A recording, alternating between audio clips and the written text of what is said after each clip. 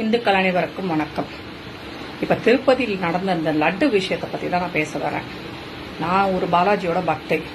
பல வருடங்களாக திருப்பதிக்கு போயிட்டு இருக்கேன். அந்த லட்டை பிரசாதமாக பக்தியோடு சாப்பிட்டுட்டு இருக்க ஒரு ஹிந்து. ஆனா இந்த லட்டு விஷயம் வந்ததுக்கு அப்புறம் அதை சரி பண்ண வேண்டிய கடமை அரசுக்கு இருக்கு. அவர்களை நடவடிக்கை எடுத்துக்கிட்டு இருக்காங்கன்னு சொன்னாங்க.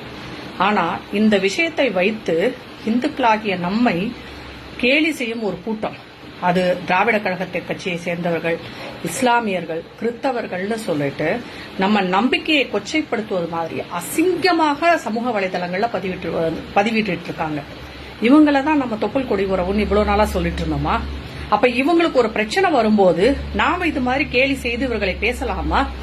ஒரு இஸ்லாமியனும் கிறிஸ்தவரும் இதை கண்டித்து சொல்லல.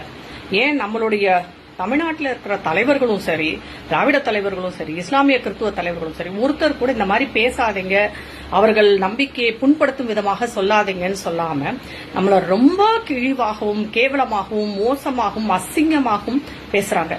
நாம என்ன புழுக்களை விட மோசமானவர்களா இந்துக்கள்? இதுல நமக்கு தெளிவு வராட்டி நமக்கு என்னைக்குமே வராது. பாஜகவுக்கும் இதுக்கும் என்ன சம்பந்தம் இருக்கு? பாஜக மட்டும்தான் இந்துக்களுடைய பிரதிநிதியா? நாமெல்லாம் இந்துக்கள் தானே. பாலாஜியை நம்ம கும்பிடுறோம் இல்லையா? அதன் மேல நம்பிக்கை வைக்கிறோம் இல்லையா? அதுக்கு சாந்தி ஹோமம் பண்ணா, அதை சடங்கு பண்ணா அதை கேலி பண்றாங்க. அந்த லட்டுல அந்த கொழுப்பு இந்த கொழுப்புன்னு கேலி பண்றாங்க. நாங்க எதை வேணாலும் சாப்பிட்டுட்டு கிருஷ்ணார்ப்பணம் சொல்லிட்டு போயிட்டே இருப்போம்.